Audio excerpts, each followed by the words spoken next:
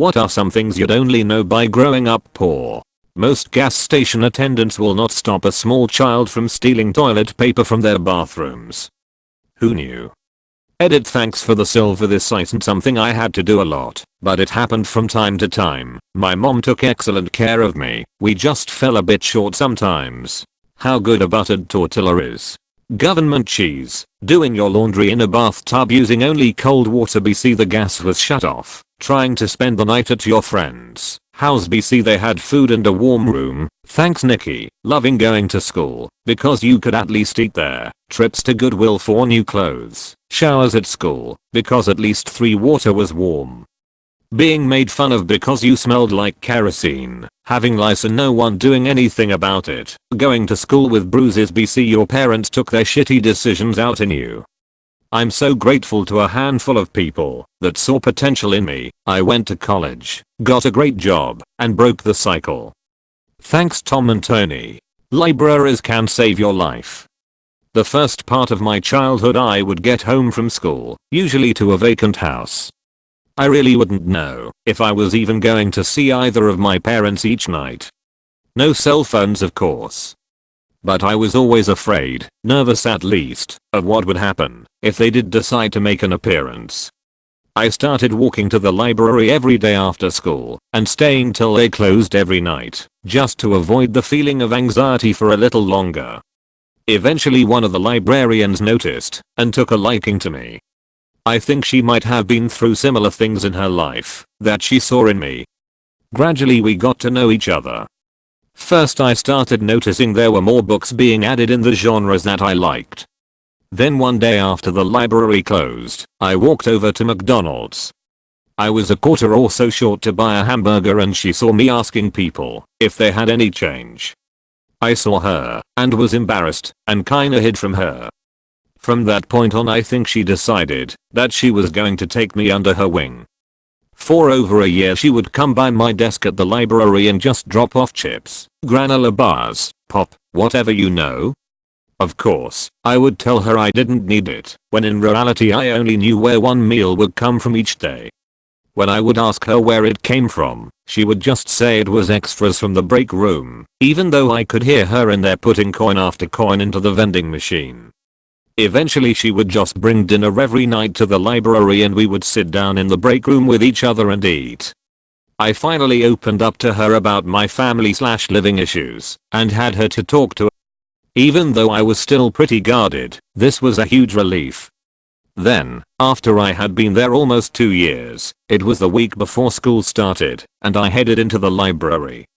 Before I left she told me to meet her outside after close. I did. We walked to her car and she pulled out a brand new school backpack and inside was a new outfit, binder, and shoes, my first Nikes. That's when I broke down and my walls crumbled. She was a single lady working off a librarian's income, but she still made room for me. For 3 years she supported me as much as she could, and she was more of a friend than I had ever experienced up until that point in my life. She is the #1 reason I got out of that house and life. She was with me at all my adoption hearings and made sure I was put with a nice family. She was at my graduation and my wedding. She saw me grow up and succeed in life after coming from the bottom. She saw her work and love pay off. I went to her funeral this summer and it felt like I had lost my mother, but I couldn't stop reflecting on how much she changed my life through her sacrifice. Truly an amazing person, and I still donate to the library every year. Edit. So I've only really been active on Reddit for a couple months. I think this is how you're supposed to do this though. It's really cool for me to see that this affected people. I wrote it and just expected/intended it to kind of disappear into the other 15k comments, and sometimes it just feels good writing stuff out. So just to level with everyone, I only talk to my closest friends about this in my real life. So let's label this a mini therapy session, if you will. Thanks to everyone for the gold/silver. Like I said, I'm a noob and don't know much about gold, so I will be reading about it after work, haha. Appreciate everyone's kind comments. IDK about in other states, but in MN they can't shut your power off during the winter because of the danger of someone freezing to death in their house. So that was a good time to try to catch up on some other bills you are way behind on too. Pizza nights are the best birthday present you could ever fucking get. A whole pizza, ordered exactly how you like it, and you get to have more than one slice. Food stamp paper change. When I was a kid, if you used food stamps they would give back the change in food stamp form. My mom was too proud to publicly use them, so she would make up a reason to leave an amp I would have to pay using them. I was 11 or so.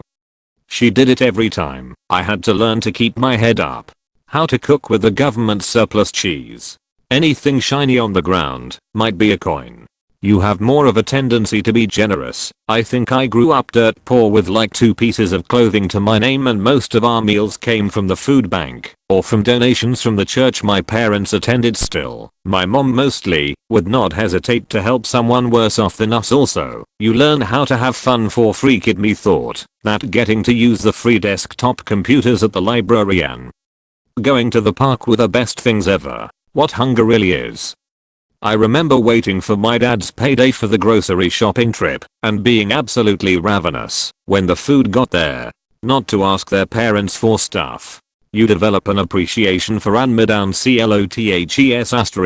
when they come your way. I'm hungry, drink some water. We were probably the best hydrated children at school, Mayo, but I think the thing I appreciate most is the independence I've gained through fixing things to keep them going, or from just not wanting to ask my parents for help when I know they are struggling to edit. Thank you to the kind Redditor for the platinum. I'm comparatively new to Reddit and have never received a medal before, so forgive me if I'm going against protocol. Wow. I didn't expect this to resonate with so many people, but I've just read through everyone's comments. You're all beautiful, strong, and resourceful people, and you deserve the world. I wish you all the best in breaking free from this destructive cycle. It is possible, and if my best wishes can do anything, then it will be possible for you. Knowing the cheapest thing on the menu at every restaurant, for when your friend's family invites you out to dinner. Even though you're not paying, you're programmed to only select the cheapest thing. My friend's mom said you sure like hot dogs. That's all you order, no matter where we go to eat. That sometimes your parents sacrifice everything they have, including their sanity, just to see you happy. And you only learn later in life the soul-crushing existence of poverty. Then you wonder how they manage to do so much with so little, how important ingenuity becomes to eat outdated technology. When I started college, one of my professors asked if anyone in our class remembered how you changed a channel on the TV before remote controls. I was the only person in the room who remembered turning dials and adjusting rabbit ears despite being one of the youngest students in the class, because my family had a TV from the 70s until 1995. Same sort of thing with computers, phones, etc. If we had it at all, we got something much later than anyone else, after it got cheaper and bought used. I got my first computer in 1999. It had Windows 3.1 and that was what I used until I was able to use my financial aid to get a new PC tower for college. My mom could somehow cook 2 chickens on a Sunday and feed 6 people all week. Towards the end it was more just corn chowder cooked in chicken stock, but it was dinner. Also we kept a garden. You didn't work the garden, you didn't eat. Sit down on a summer evening. Better have a bowl in your lap and be shelling, stringing, or shucking something. Feed the hulls to the neighbor's pig, because she'll save a ham for us. Cockroaches are killed by baking soda.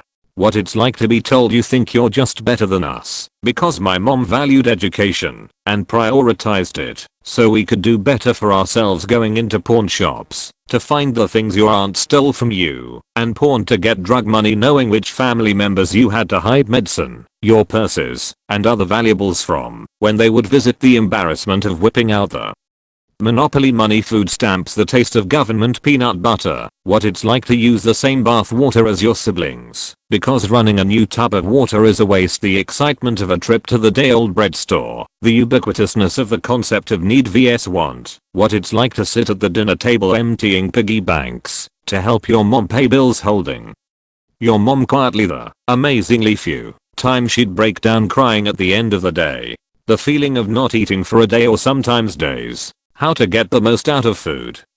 My mum grew up poor with 6 siblings and nothing went to waste. You can live on strawberry powder, Nesquik and water for 3 days. Camping is only fun when you've never had to do it out of necessity. Not being able to do extracurriculars. I wanted to be in orchestra and I wanted to play soccer, but we couldn't afford it, so I was told no. Couldn't afford the uniforms or the gas to get me to practice, and definitely couldn't afford a violin. I ended up moving to a largely upper middle class area for college. First boyfriend was rich. He played 9 instruments, and played soccer, and went skiing since age 6. He voiced that he thought I was lazy and untalented for not having done at least a sport, or learned something like guitar. I explained that we couldn't afford it, but that didn't seem to register. He tried to give me his old violin at one point, so I could learn, and his mother pretty much ripped it out of my hands. I truly had no idea until I was in my junior year of high school taking child development that Head Start was a program created for children from homes of low income. I simply thought it was a place for me to get a head start as a kid. I still remember my teacher saying verbatim, "No honey, your family was just poor," in front of the whole class.